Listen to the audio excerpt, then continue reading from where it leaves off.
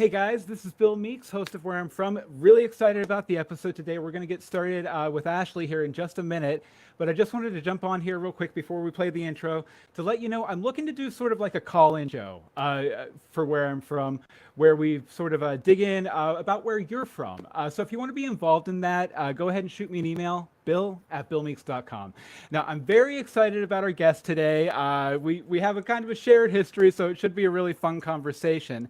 But why don't you go ahead and learn a little bit about Ashley, and then we'll be right back.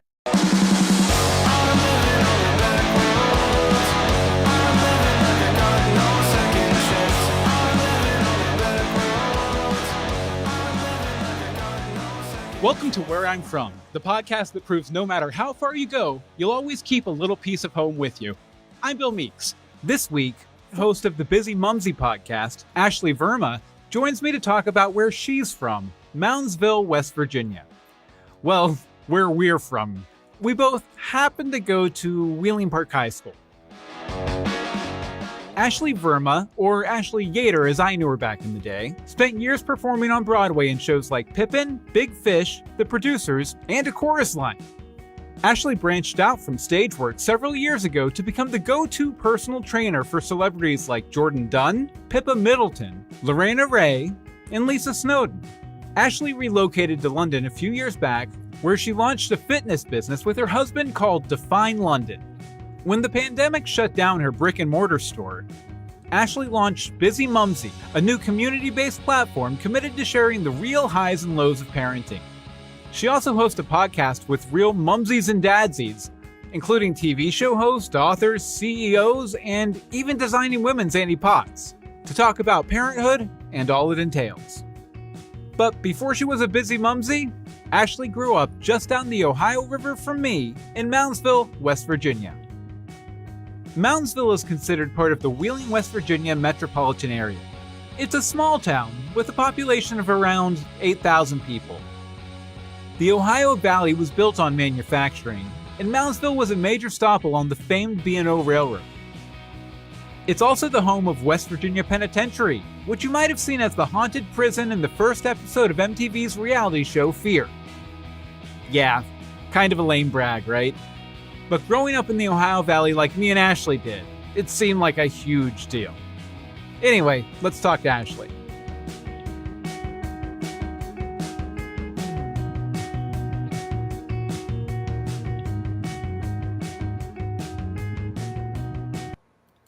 And I'd like to welcome to the podcast Ashley Verma. How are you doing today, Ashley?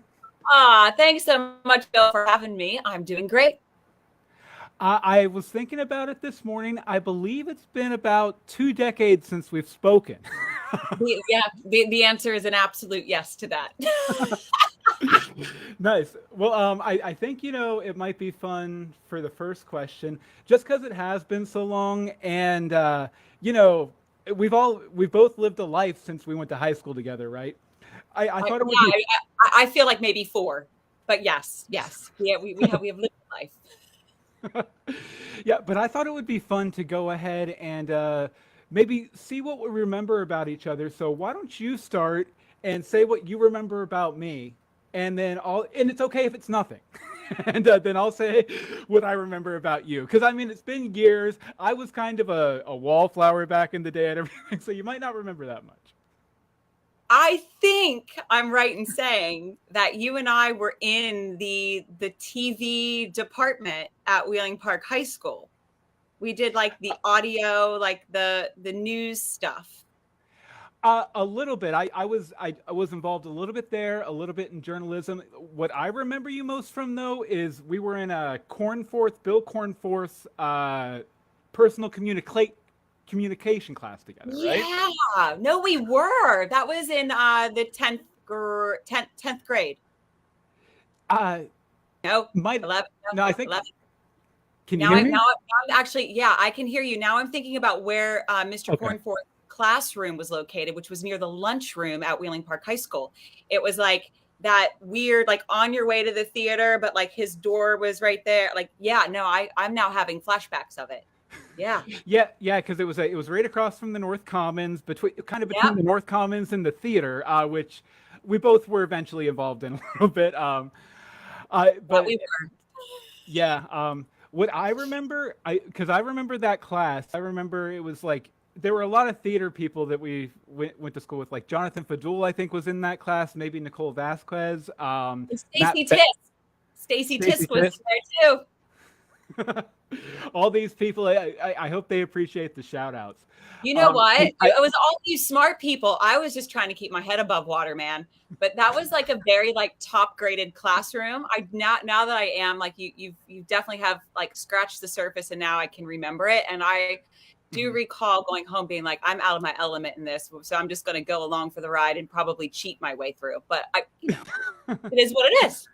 Yeah, I remember enjoying that class quite a bit, and it actually because I wanted to do theater at Park from the time I first got there, but I was like, I was a fat kid that had been homeschooled, and I was like all like out of sorts about it. But going through that class kind of gave me the confidence to start auditioning because I think we had to do presentations on something, right? I think I did a presentation on how to do an HTML web page or something. I'll tell you what, and I actually spoke to a family based in Wheeling not too long ago about their child wanting to go into theater and like that road. And I said, full stop, Wheeling Park High School. I mean, I don't know how it is now, but when we grew up, we were very, very lucky. We had great teachers. We had great teachers that really gave us wonderful tools and tips to go into that world. And Schoolcraft, she was wonderful. Mr. Cornforth, he was fantastic. And like, we were just very, very lucky. I mean, looking back on it, and I mean, I personally, I mean, my child's 2.5. I dread the day that she is going to have to embark like public school and like that life, because I think it's crazy right now. But back then we had a very much like chilled experience compared to what kids are going through now. But our teachers were phenomenal, like absolutely phenomenal.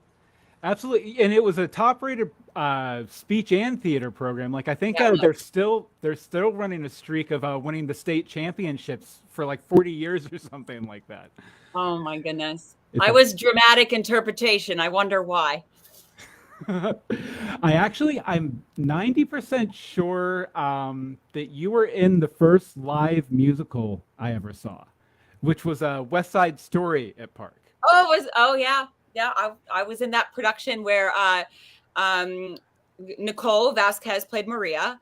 Oh my gosh. Oh man, I wish I would have done some homework. Aaron Galligan-Sterol played Tony. Jonathan Fadul played Riff. Yeah. Riff. Yeah, Riff. I played. Yeah, I know Billy Clough. Was in it too. Yeah, I played Graziella, I think.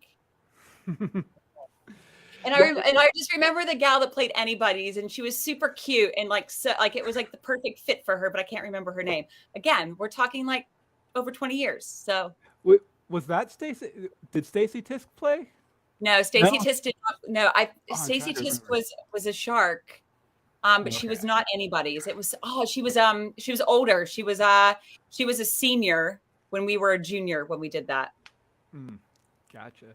Yeah, I have a lot of fun because that was the first time I ever like really got excited about like wanting to do theater because, a musical, it's high emotion. There's dancing, there's big emotions everywhere, and I think I was just like I'm a ham inside, deep down inside I'm a ham. I want to get up there and ham it up like these guys are. So eventually I never reached quite the heights that you did with theater, but through high school, college, I did a lot of theater, and the skill sets have served me well from podcasting to a bunch of other stuff I do. So you were around when I got inspired to do theater. So I'd say you can probably take, how many people are in that cast? 20. So you can take 1/20th of the credit. There you go. And I went on to Broadway and performed in many shows. So there you have it. I'm glad to be in that little percentile. Oh yeah, absolutely. So I'll go ahead and ask you, it's not on my list of questions necessarily, but what was kind of that talk a little bit about that transition, like going from like, doing high school theater to going to Broadway. And I'm sure there was probably some steps in between, but what was that whole process like for you? You know what? I guess I would rewind back to, I went to Wheeling Park High School because it actually fit the timeline needed for me to get out of school and go to dance class. I lived in Moundsville, West Virginia. So I technically should have went to John Marshall High School, but two reasons. Number one, John Marshall High School, there were a few teachers that were really, am I allowed to curse? Because they were shit to my brother. Yeah. Okay, great. They were really nasty to my brother and treated him very poorly. And my brother was super talented in the running department and basketball. And because it's such a clique, like it's such a blah BS clique in that Glendale, West Virginia world, my brother was always going to be like second string, whatever. So with that said, my brother got pushed up to Bishop Donahue, and they tried to send me there, but I like went kicking and screaming when I went to Bishop Donahue, which is why I ended up in your classes I showed up like mid sophomore year at Wheeling Park, because Bishop Donahue also had the same schedule as Wheeling Park, where I could get out at 2 p.m. My mom would be there to pick me up, and then we would drive to Pittsburgh. We'd drive to Uniontown, Pennsylvania, and I'd go to dance class. And that was like an hour and a half drive each way. So like so to your question of like with Broadway and transitioning into it, I kind of was already like, I was prepped very, very young. I started kind of getting prepped into the world because I was going to Pennsylvania and I was going to New York City starting when I was 9. So the kind of that world of me already knowing where I wanted to go and how I wanted to get there, I was making the relationships and doing the work. Yeah. And my parents were like full stop, like pushing. I love the title of your podcast for the simple fact of where are you from? Because I grew up in a small town, Moundsville, West Virginia, but I'm a very proud person to say that I'm from there. That is where I am from. That is what made me. And, you know, I love that I had that upbringing there, but parents wanted me out. Like they wanted my brother and I to like get out. So when I did graduate high school and no one ever saw me again, because literally I like we said, haven't seen you in 20 years. I just saw like Emily Wack for the first time in 22 years, like 3 months ago. So it's like, I got out, but I always knew what I wanted to do. And that was theater. That was performing and being up on stage and being creative. I mean, there's just something, I mean, like you with your podcast, there's something about being creative. It just is so just like feeds such an engine. Yeah, I love that whole vibe of just let's put on a show, guys. Let's get together and we'll try and do something fun, you know? Yeah. Well, yes, but you know, I will have to say that fun was a very cutthroat business. So when I got my first gig at 19, you know, once you enter the world of musical theater and Broadway and you're wanting to pay your cell phone bills and your rent and go to fancy dinners and this, that, and the other, you have to hustle. And when I say hustle, I am talking about you are in that like headlining show. Like I was in the producers and I was auditioning for this, that, and I was in the producers for 5 years and I toured the world with it. I was on Broadway with it, but I was always auditioning.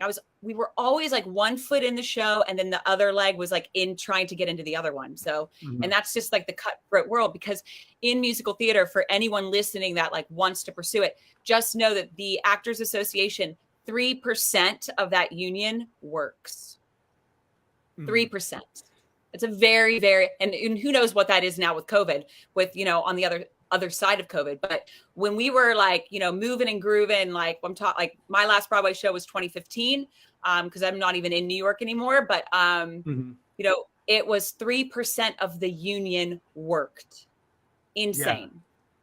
Yeah, and it's like, I mean, I kind of have a sense of that because, you know, I've been out here in Los Angeles for a year and I do some extra work from time to time. And really, you know, the people who are super happy with their careers, they might book 2 days a week, you know, and it's like $275 a day or something, which you can't really live on, you know, but by the same token, you have to be like available for everything because you never know when and then it's like trying to explain to everything. Well, that fed my soul. And like, how many times can you say it fed my soul for $50 when you're like, you know, you have to go into the business being willing to, well, A, it's a lot of luck, and B, when you're in it, be willing to shift, maneuver, change yourself, change your book, change your material when you're auditioning, taking constant classes, being kind of like immersed in the world. I will say for me, I went into the world and I was really good. I had really good work ethic. And that probably goes back to my school and being at Wheeling Park High School, and my dance etiquette and like super focused and scheduled, because I wasn't one to like stay for the after party. I wasn't one that like schmoozed. Like that to me, like that just makes me like, that's like nails on a chalkboard to me. I cannot stand schmoozing and all the BS that goes with it. But I was able to have a career where I jumped around with different choreographers and directors, and I just didn't have that one person that I relied on because I just latched onto them. I like was very lucky, but I think that goes back to the sense of just like, you can drink the Kool-Aid, but not all of the Kool-Aid. And I feel like I drank like half glass of it. So just out of curiosity, like, you mentioned you had to go to Pittsburgh for this and here for that. Like, was there much support for a young artist trying to find her way in Moundsville and the Wheeling, Ohio Valley area itself? Or was it just like you had to go, or you were going to be stuck doing Towngate stuff or something?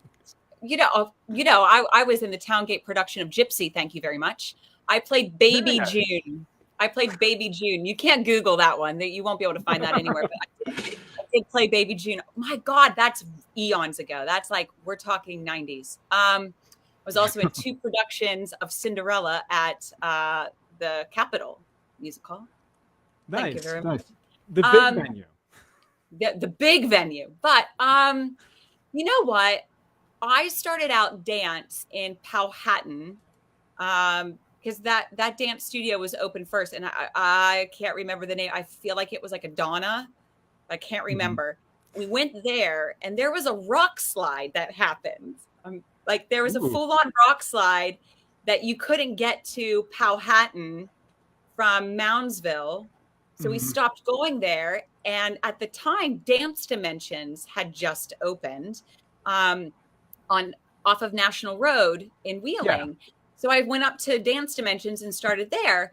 And probably like around, I think it was like 9, I was like 9 years old. And there was like a ballet teacher that started coming in. So I went to New York a couple of times with her to Saratoga Springs to train with the New York City Youth Program for the New York City Ballet. And then we got into dance competitions, and I remember going to nationals. So we were in New Orleans, and I was in New Orleans with the Dance Dimensions team, and I was going for preteen Miss Dance of America because I had won. I know. I'm from the dance moms world. Anyways. But I remember we were in New Orleans, and I saw a girl dance, and I was like, I want to be like her. Where does she train?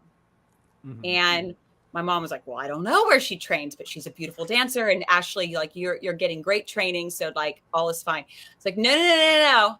I want to dance like her. And the girl's name was Lori. Her name was Lori Barber. And find out she was from Uniontown, Pennsylvania. And we found out who her dance teacher was, which was Lorraine Sousa. And because my mom basically as a mother, gave her all to both my brother and I, she just said, okay, let's go. So we went and we met with Lorraine, and she said, I would love to take on Ashley, but you're going to have to commit to the commute. So we ended up, probably what you don't know, Bill, is that like I would leave school, and sometimes my mom would drive me halfway to Uniontown, Pennsylvania. Another family would pick me up, and then I would go to dance class. Oh, wow. And then I remember sometimes you coming in like late to class being like, sorry, I had a late night doing this class or that class. I do remember that aspect of it.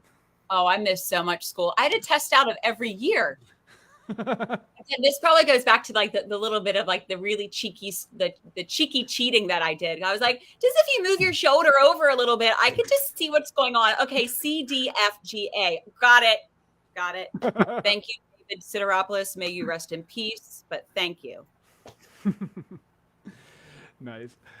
So let's see here. All right. I do want to speak to anyone who happens to be watching the live stream. I have noticed Ashley's audio kind of phasing in and out. I think my Oh, computer's freaking out. I meant to blow all the dust out of it before we recorded today because I've been having some issues. It might be related to that, but be aware that if it's too much for you to get through on the live stream, I am recording all of this separately, completely clean, and the edited version will be going up next week. Just wanted to shout out to the live viewers on that. Okay, so Ashley, when I contacted you, you mentioned that your parents a few years back took over the well-remembered by people other than me. I don't remember it really, but Marshall you're from Dairy. Wheeling. You're from Wheeling, so you wouldn't know. Yeah, I didn't have a car until I was like 23 or something. Oh, Bill, So, I'm gonna be so naughty and say this. I was like, but you're from Wheeling. I mean, like you're even one step up from Glendale. But not. I'm gonna get so many nasty messages now. I'm just kidding. So my at least parents. neither of us were from Bel Air across the river. That's the That is important true. That is true. But wait, they had a really good Dairy Queen there, though. Like it was like efficient. I remember like that was an efficient Dairy Queen. But anyways, or maybe I'm getting that confused with Shady Side, which is just another disaster. But anyways, so my parents took over the Marshall County Dairy, which was an old establishment back in the early 1900s of being, your typical pharmacy. So you would go there and buy your glass bottle of Coca-Cola. And, Mhm. it was just kind of that. And they had ice cream there as well. So when my parents opened it, it was, my goodness, it's been a while now because they opened and they did 3 seasons. And essentially it was 32 flavors of hand-dipped ice cream from Hershey. So they got everything from Hershey, PA, brought that in. And the beautiful thing about the Marshall Dairy that was magical is that my father brought it back to life. And he brought it back to life in the sense of he was a huge carnival fair collector, and he did everything. Like he collected anything and everything he could when he went to antiques and auction shows. So from gas pumps to roller coasters to trolleys, you name it. Like you could eat your ice cream inside of one of the old wooden roller coasters from Kennywood in Oh wow. yeah, in Pittsburgh, Pennsylvania. So it was the Little Dipper, is that what he had, and the train came through. It was really magical. It was a great place for families to bring kids. It felt like Moundsville was back in the like 88, 89 again. Like it felt safe. It felt comforting. It felt like a place that wasn't run down. Mm-hmm. And it was really magical what he did. And we were all pretty sad when they decided to sell it, and rightfully so. They're older and at the time, and they wanted to be spending more time in Florida. So they sold it to a family, but they weren't able to run it successfully after that. So they closed shop. They were renting off of my parents the property. So then my parents were able to bring in just a completely different insurance company, took it over. And but it was a great thing. My parents had a core group of people that really supported them. And I'm grateful that they did. I wish that Moundsville and the so-called board of Moundsville would have been more open to supporting them. Because I think it was really a great thing for tourists when they came in, because it was directly across from the mound, the largest man-made mound in America. So it was across from the Grave Creek Mound. And then to the right of it was the Moundsville State Penitentiary, which, it closed its doors back in like 95, 96. And so they turned that kind of into like tour buses coming through, because it is quite did you ever do the tour at? I never actually did the tour, and I never went to the haunted house they have there. I've been on the outside of it. The most I've seen on the inside of it is MTV. Because listen, Bill. That penitentiary makes your hair stand up on the back of the neck as soon as you walk in. You don't even screw the haunted house. As soon as you walk in, just the entry, you feel, I mean, come on, there's like 90, I think it was like somewhere like 95, 96 men died in there. Yeah. Like, yeah. actually lie. I think it's like over 300 men died in there, but like 95 of them were executed. That's what it is, because it's a lesser number of execution. But it is bananas in there. You feel pain, sorrow, coldness. There is nothing happy, which there shouldn't be. It's a penitentiary, for crying out loud. But like, it is bananas. So back to my parents had always hoped that there would be this kind of like from council to like really support, and it just never happened. And it's so sad. Like, I have to say, jealousy is a very, very ugly thing. And if you live and breathe in jealousy, not good.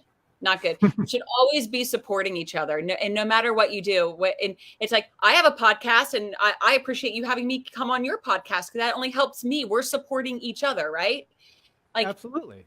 Anything and everything that you do only can help you go forward and be better. And maybe this happens.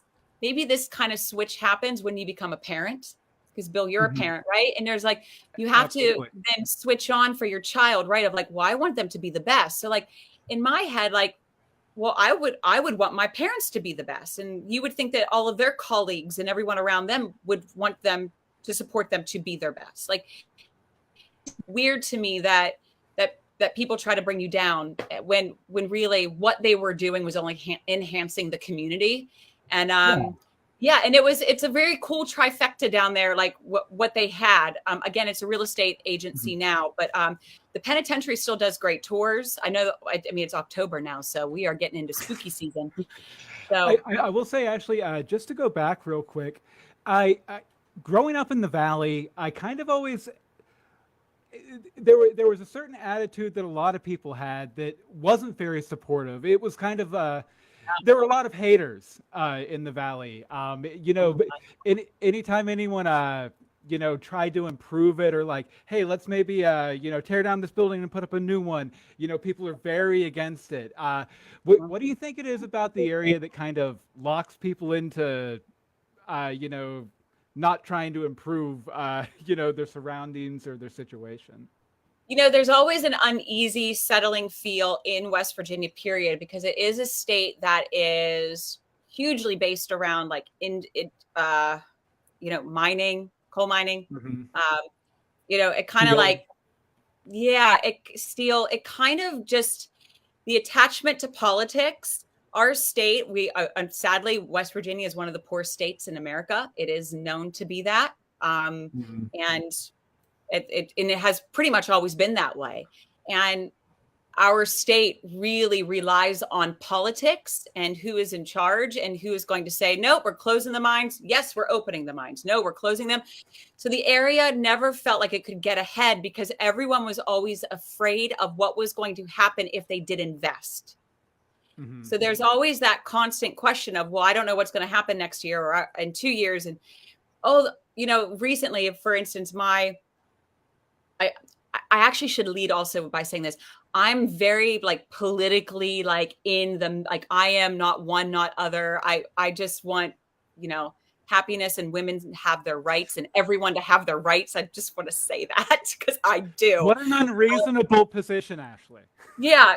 But I am going to get up on my soapbox about this, because I think it's so true with America that West Virginia just is never going to be allowed to have a chance.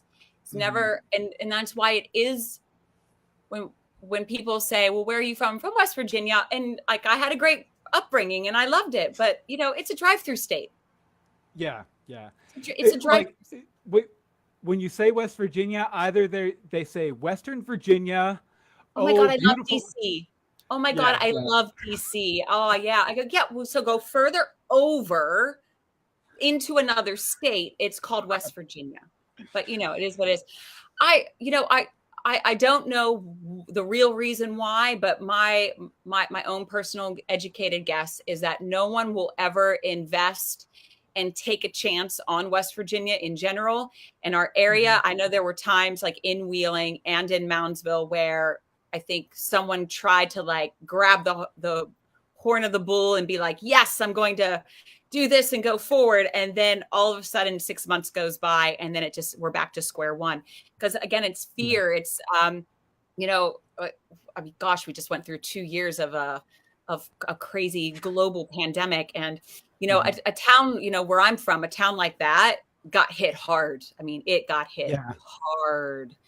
So it's really hard to invest. I know several people who it took through it all. People who were very much supportive of what the government was trying to do to help everyone, and people who were very on the opposite side of the coin, which is at some point it's a little hard to feel sympathy, but I mean, it feels awful, especially if it's someone you loved and cared about. It's kind of hard to feel sympathy for that sort of willful ignorance in the face of crisis. But by the same token, it broke my heart every time I would see it, for sure. Yeah. So, you know, it was important to me to take my daughter to my hometown of Moundsville. And we kind of did like the drive around. I took her to my my elementary school, Sanford.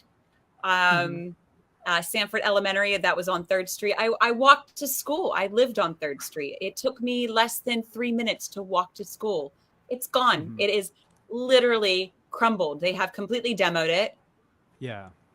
And it's gone. And you're just like, but it could have been a community center. Someone could have invested, you know, this, that, and the other, and turned it into a town hall, or I don't know, but there's anything like that. I guess you have to first start with caring. And I think though, globally, we're not in a place of caring yet, because we're all in a place of survival.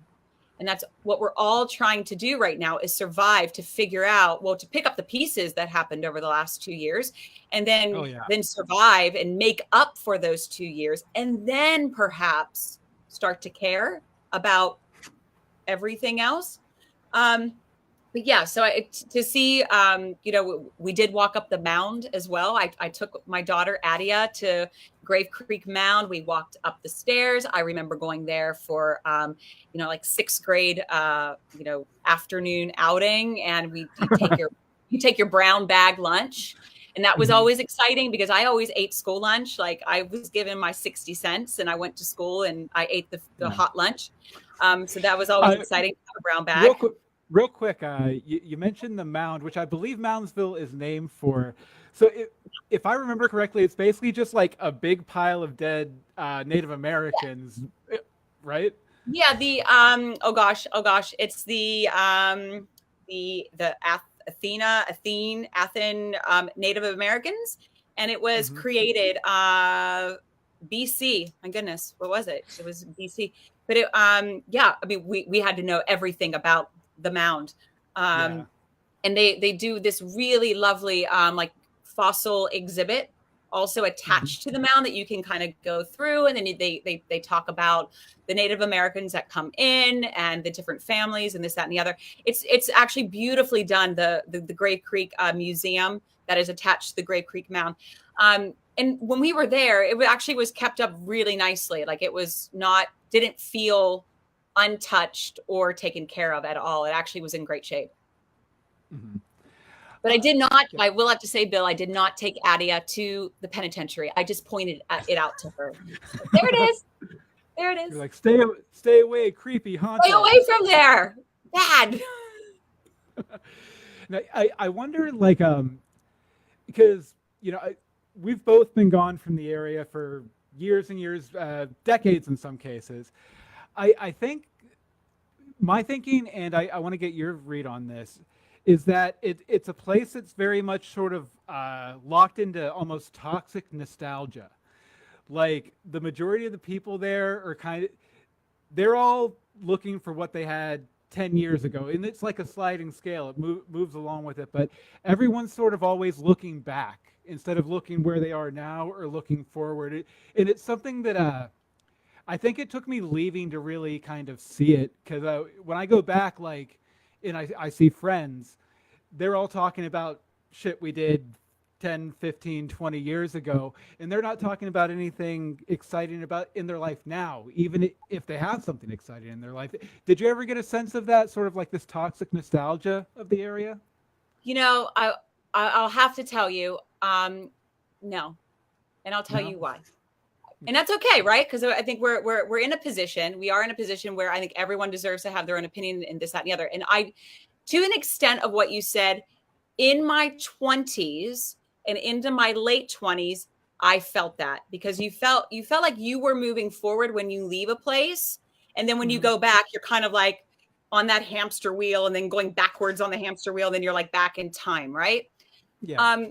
I had an incredible catch up with Emily Wack and Lindsay Dobbs and Shay. Oh, she's married to Alex Pentino. Do you remember Alex? I do remember Alex. So Shay Amy, she actually graduated in St. Clairsville, but she married Alex. So I met up with them, and I'll tell you what, it was really lovely to hear that, because the area has really been hit hard by the opioid pandemic and the drug crisis that is happening all over America. You can feel that. You can feel that people are very desperate.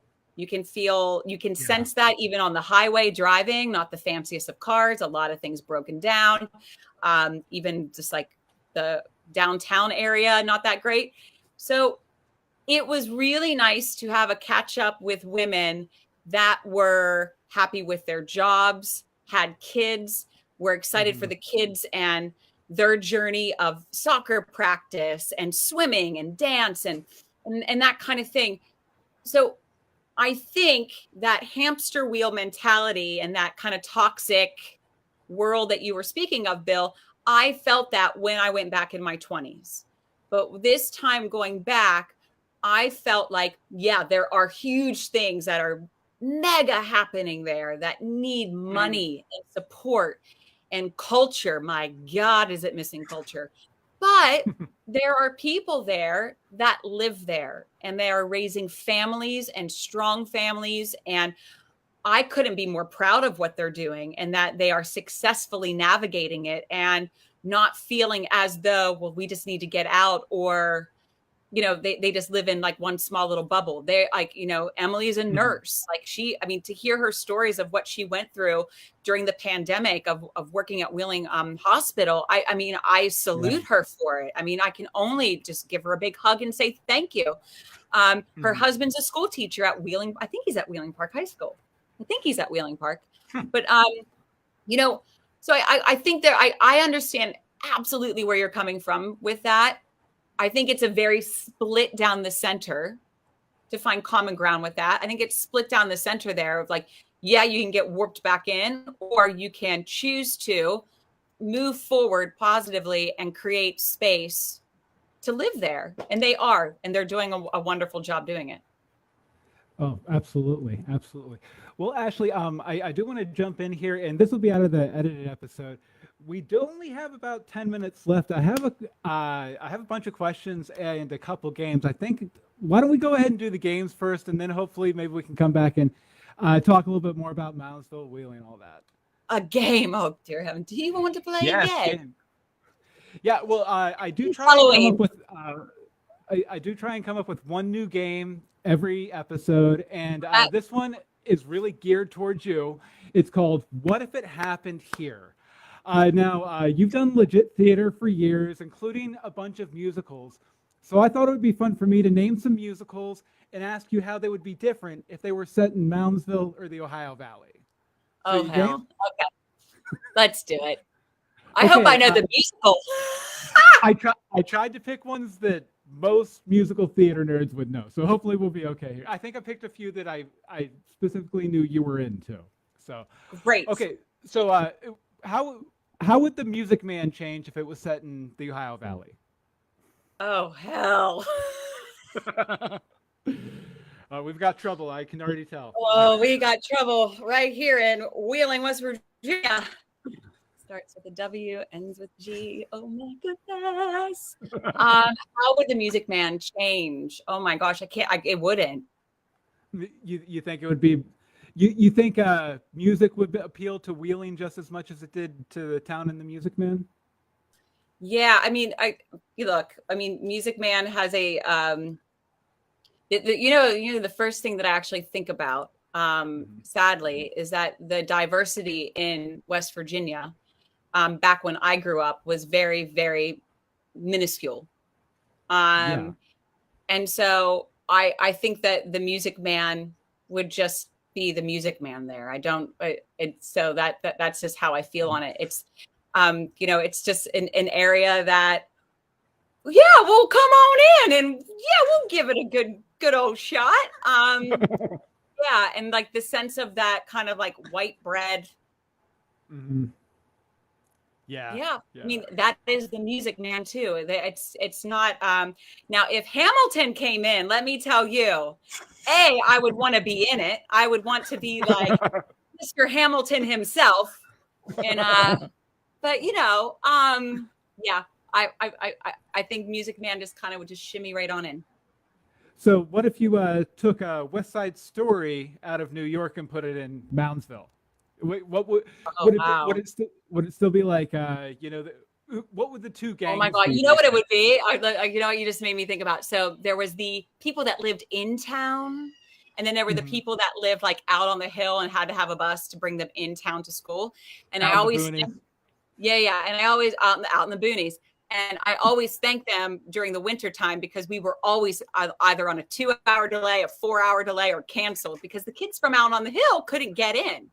So it would be like the Hilltoppers would be the Sharks, and the like in the city would be the Jets. Yeah. And I mean that's like a whole situation right there. That would go down like a treat.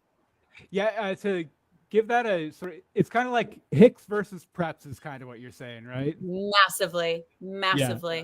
Oh yeah. Okay, like unfortunately, and I hate to say it because I actually am so angry that I even wore Abercrombie, but it would be like the Abercrombie folk against the Carhartt people. And that is exactly what it would be. And I'm so angry because that documentary on Abercrombie, woo! Speaking of fashion brands, I don't know. Do you remember when we got our first Old Navy at the Ohio Valley Mall, and for like a year, everyone was wearing the performance fleece like every day. Yeah. Like that was everyone's uniform. Like essentially like what I'm wearing, but I have Bizzimumzi on mine. But I'm all about a performance fleece. It actually makes me think, and I wish I had it nearby to show you since you're recording this. I actually still have from the Ohio Valley Mall. It was purchased at the Limited. I have a fleece black hat that my mother bought me at the Limited, and it was a very big day because she bought me something from the Limited, and that was kind of expensive. And I still wear this black fleece hat every fall, winter. And I've had that. I've left it at a hotel. They've had to ship it to me. I've left it on an airplane. I went back through security to get it. This hat has been with me since I was 14 years old. I mean, I actually have a piece of clothing that I bought at the Ohio Valley Mall around the time I was 14 too. It's a Superman t-shirt. I basically just wear it to sleep in these days because there's holes in it and everything, but I'm like, I can't throw this away just because I've managed to hold on to it for so long for some reason. Oh, you know what, Bill? I still wear my hat in public. Nice. Okay, so here, we'll do one more of these. How would Little Shop of Horrors be different if it was set in Moundsville? Would it still be all based around like a plant shop, or is there some other botanical, area that they might you know what, I would absolutely scrap the flower shop, and I would take everyone to the penitentiary. I mean, Seymour itself needs to be behind bars, so but why not bring, or I'm sorry, Seymour 2 was the thingamabobber, right? It was Audrey 2 was the plant. Audrey Seymour 2 was the nerdy guy. Yeah. So I would put Audrey 2 behind bars and the dentist next door. The reason why I hate going to the dentist to this day is because that dentist from that movie, who was who played the dentist in that movie? I can't even remember. Steve Martin, scared to death. Dentist. Yeah. The dentist. Thanks, Steve Martin. Okay, and we'll give you one more here on this one. Bring it. How would Rent be different if it was set in Moundsville? Because I mean, it's kind of like the hip, like what would like the hipster equivalent be in Moundsville, I guess? I mean, I would like to see the cast of Rent survive on Jefferson Avenue. I mean, it's such a melting pot there now. I mean, and you know what? We could even house them. My mom has property still on Jefferson Avenue and like we could even like put them, cherry pick the apartments with the storefronts and just see how they get on.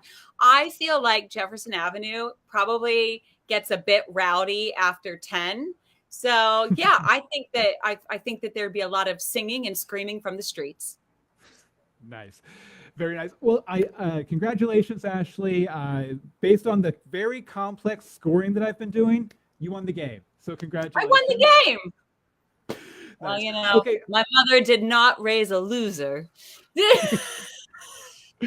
All right. Well, I think I'm going to come back with one or two more questions. We do have to take a quick break for our sponsor this, so I'll play our sponsor's ad, and then we'll be right back. Where I'm From is brought to you by Streen Studio. That's STREANN Studio, the web app that puts you in charge of the live show. Streen Studio allows you to take your streaming game to the next level by allowing you to stream to multiple platforms at once. If you want to go to Twitch, if you want to go to YouTube, if you want to go to a website that isn't supported even, you can stream to all of those platforms at once, get feedback from your audience, and most importantly, it puts you in control of the show. Now, Streen Studio has several packages that work for just about any type of broadcaster. From the free plan, where you can stream with a watermark, all the way up to the gold plan, where you can have up to 8 guests. You can stream to as many social platforms as you want. You can get a web link to share your show with external audiences. And you can even get an iframe so you can embed your live stream show directly into your website. Hey, I love Streen Studio so much, I'm using it to produce this show. I want to thank Streen Studio for supporting Where I'm From. And you can give this fantastic software a spin and support Where I'm From at the same time. Just head over to our website at billmeeks.com/whereimfrom and click on the Streen Studio banner so they know we sent you their way.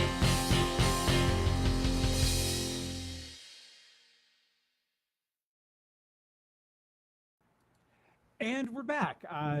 So Ashley, I have one more question for you, and then we're going to play one more quick game, and we'll get you out of here just about on time. We talked a little bit about the reputation that West Virginia has across, the country and the globe and everything.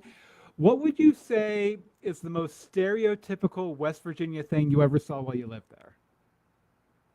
That I saw while I lived there? Yeah. That I never saw it. Like, okay, I have to say this. Like, the stereotype that people always absolutely go with first is that, like, did you date your brother?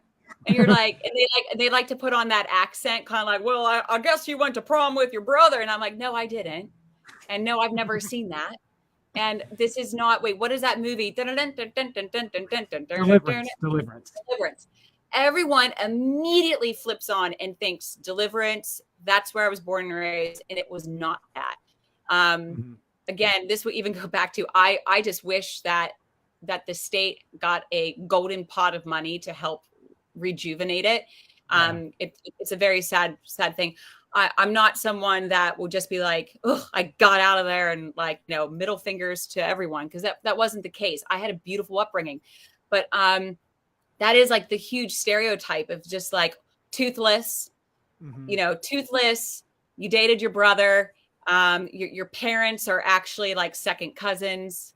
I mean, all of that kind of stuff comes into play. My husband's from England. Like my husband's a Brit, and he didn't have a Scooby. He didn't have a Scooby about West Virginia. I was like, yeah, I'm from West Virginia. Like, grew up on the Ohio Valley River. Like, we used to go down to like old smokestack and like jump off of it and go into the Ohio Valley River.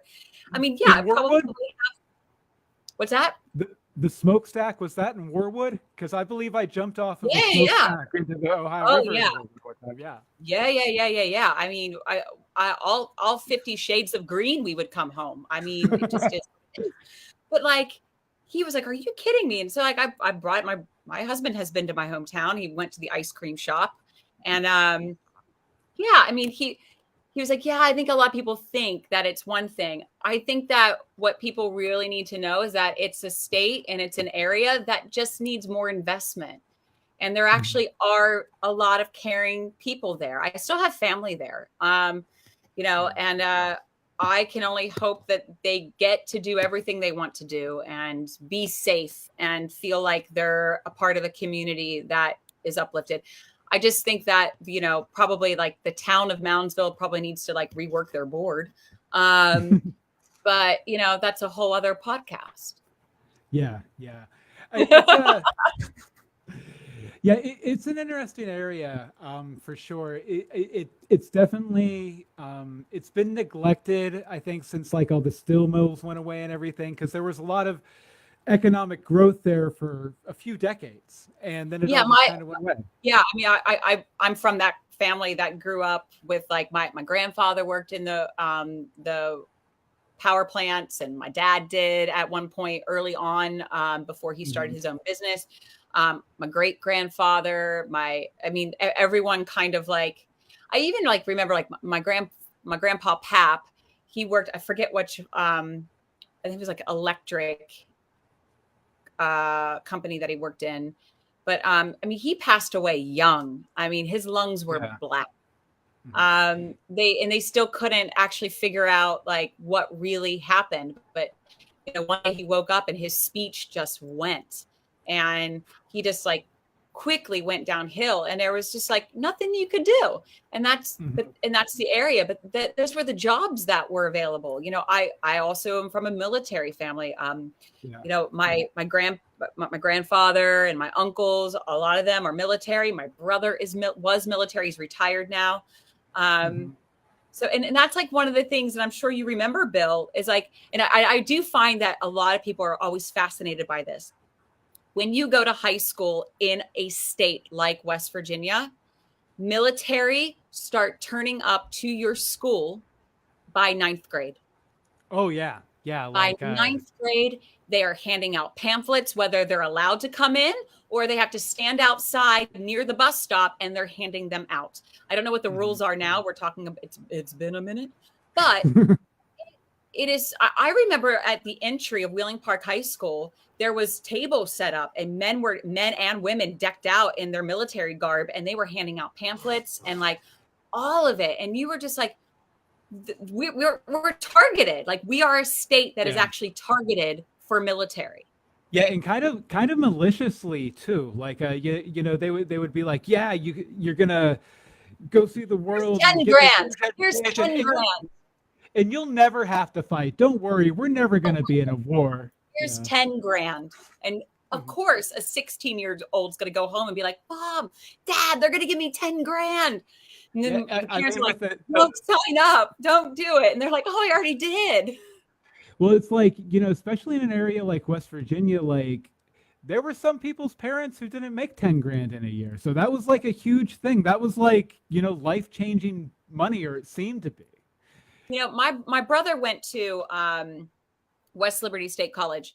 He was supposed to go to Bethany, and that just went to shit. But he ended up going to West Liberty. And again, this goes back to, he was a great runner. But my brother, he needed, I feel like he needed someone to tell him, like, constantly coach B right next to him. Because the minute, if he was in a bigger group, he'd be like, well, they're all doing it, so I might as well. And I think that when he went to West Liberty, he kind of got himself into like the wrong crowd, and it wasn't good. And I remember my mom, we were talking about it not too long ago. She goes, oh, I remember when he came home one day after, I think he was in a fraternity that was like not West Liberty approved. And my mom goes, I remember him calling and being like, I want out of here, and this is how we're going to have to do it. And then he was like, I have an officer was coming to the house, I think like that Monday or Tuesday. And he was like, Mom, I'm coming home.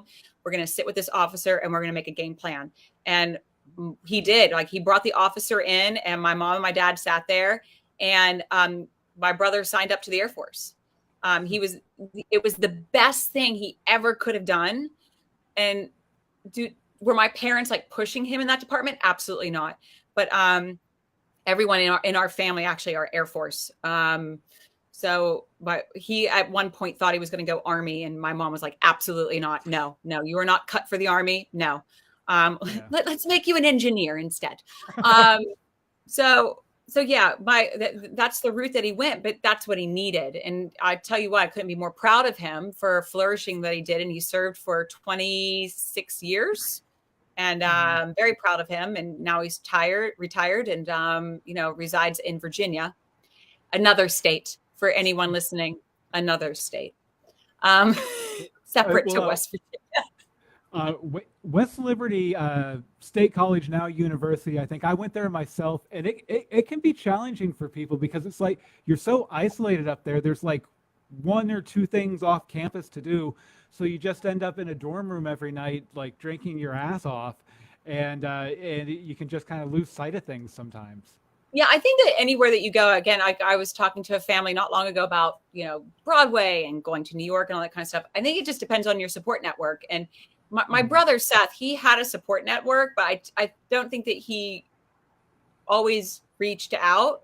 And I'm thankful that he reached out when he knew, like, oh, shit has hit the fan and like I need to like get it together. And, he was 20 when he went in. I'm so thankful that he did, and he did a wonderful job, and he did great and got all sorts of accolades through the years and all those things. But I think that no matter where you go, no matter where you live, and then you decide to go somewhere else, it takes thick skin, broad shoulders, and a good good communication with your people, or you will sink. No matter where you go, you could live in LA and then move to New York. That's a completely different completely different animal. East Coast, West Coast, completely different. Middle America, completely different. And that's why, and I always heard it referred to as the wheeling magnet, but it kind of applies to the Ohio Valley, where people end up getting stuck there, or they go and try and do something and they come back there. And it comes down to support, right? Like, it took me I think 3 or 4 launches to finally get out of the Valley. And it was because, I didn't really have that kind of support at home to where I couldn't necessarily call home and be like, hey, I'm in trouble. Can you send me, $50, $100 so I can make my rent or anything like that? And it made it almost impossible. So there I'd go back on the bus, back to Wheeling for a few months. And support networks are so, even, if you're trying to stay in the area and do something in the area, I mean, a support network is the difference between success and failure a lot of times. Massively. Yeah. Okay. Excellent. Well, Ashley, I think you probably about time for you to head out, right? Yeah. I mean, it is about 10 after 5. Yeah. Dinner time. Excellent. Well, I want to thank you so much, Ashley, for joining us today. Hold on. I'm going to try that again. Take two. I want to thank you so much for joining us today, Ashley. Why don't you tell people about your podcast and where they can listen to more of you? Aw, thanks, Bill. Well, firstly, it was an absolute pleasure being a guest on your show. I do have a podcast called the Bizzimumzi Podcast, and each week I am gifted the time of other very busy mumsies, busy parents, because the podcast encapsulates the ups, downs, and all arounds of parenting. We have a laugh, we have a giggle. I've had a cry because my tech didn't work and then the podcast went to crap. But, it's all those things. It's real life. I've been very fortunate to have some wonderful guests come on board and great sponsors as well. So, yeah, definitely tune into it. Every Wednesday, there's a new episode that drops. And I listened to a couple episodes myself this week, getting prepared for today, and it's a good one. Definitely check it out. Thanks so much. All right. Well, we want to thank you guys for joining us so much today. If you like the show, please consider going over to Apple Podcast and leaving us an honest review, 5 stars, because you love it, right? Because it really helps reach new people with the podcast and sort of build us up so we can get even more cool guests like Ashley. You can also find links to. You know what, Bill? You'll end up having Meghan Markle on here in no time. Don't worry.